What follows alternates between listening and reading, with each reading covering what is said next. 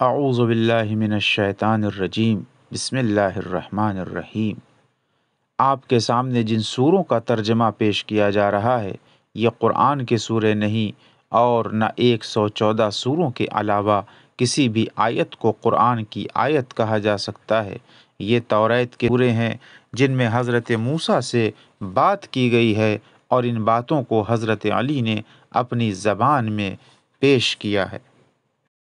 ارشاد ہو رہا ہے اس دوسرے سورے میں کہ میں خود اپنے بارے میں گواہی دیتا ہوں کہ میرے علاوہ نہ کوئی معبود ہے اور نہ میرا کوئی شریک ہے۔ محمد میرے بندے اور رسول ہیں،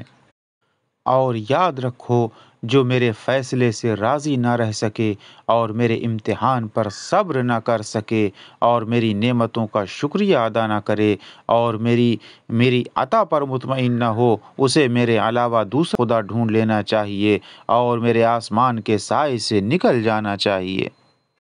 اور جو دنیا کے بارے میں دکھی ہو وہ مانو مجھ سے ناراض ہے، اور جو کسی مصیبت کی فریاد میرے علاوہ کسی دوسرے سے کرے اس نے میری شکایت کی ہے، اور جو کسی مالدار کا دولت کی وجہ سے احترام کرے اس کا 1/3 دین برباد ہے، اور جو کسی کی موت پر منہ پر تماچے مارے اس نے مانو مجھ سے جنگ کرنے کے لیے بھالا اٹھا لیا ہے،